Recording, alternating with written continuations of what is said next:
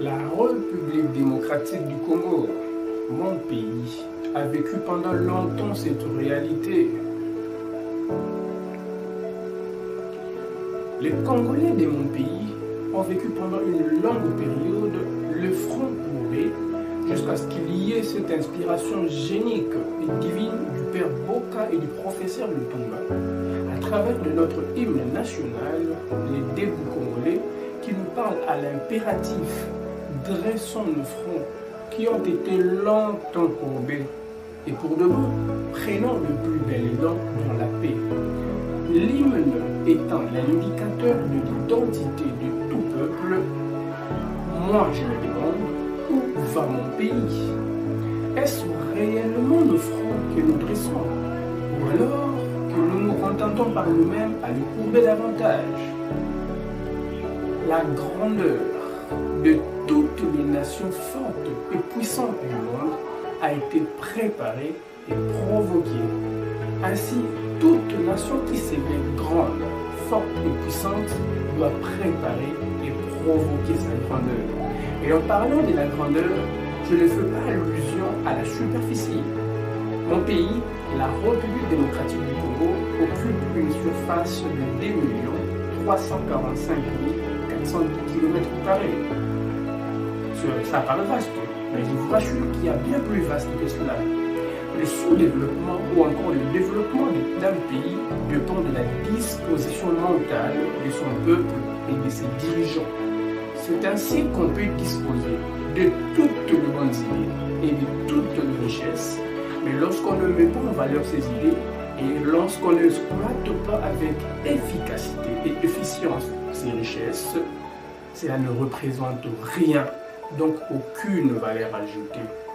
La grandeur implique la responsabilité et la responsabilité exige l'évaluation. À chaque étape de l'avancement, il faut une extrospection et une introspection pour évaluer l'efficacité. Nous avions longtemps usé des débats politiques, mais jusqu'à l'actuel instant, cela n'a apporté de bons résultats et les développements à mon pays. L'expression débat, de par sa définition, nous ramène à l'action de débattre, l'action de discuter entre deux ou plusieurs personnes, dont chacune expose ses arguments. Alors que dans son extension, le mot débat nous ramène à la contestation et à l'altercation. La contestation qui est l'action de contester. L'action de mettre en discussion ce que quelqu'un revendique. Mais c'est également l'action de nier quelque chose comme étant juste ou réel. Alors que l'altercation, elle, nous ramène à la querelle entre deux ou plusieurs.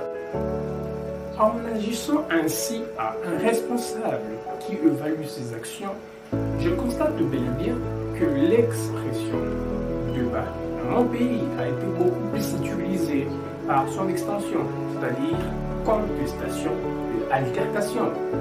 Résultat, les émissions de débat politique sans compromis, sans leçon, sans recommandation, puisque très souvent, le co-débatteur s'élance aux injures, à la médisance, à la calomnie, et j'en passe déshonorant.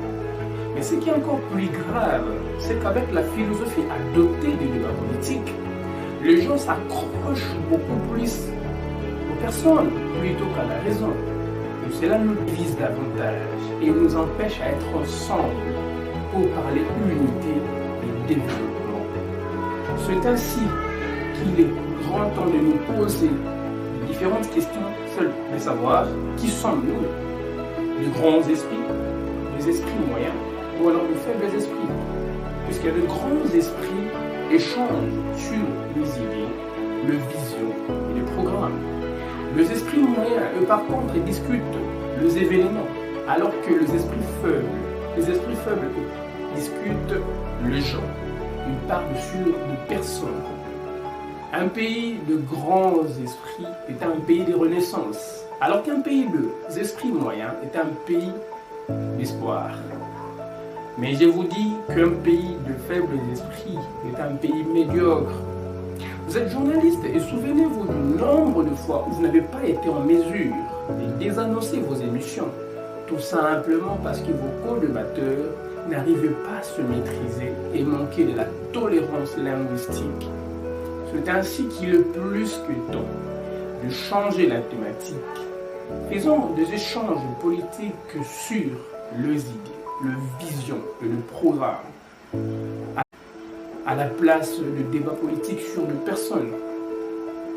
Et la nouvelle thématique et la nouvelle philosophie des échanges politiques sur les visions et les programmes sera le moyen par lequel on va communiquer notre dénominateur commun, mais également le canal à travers lequel on va informer et renseigner.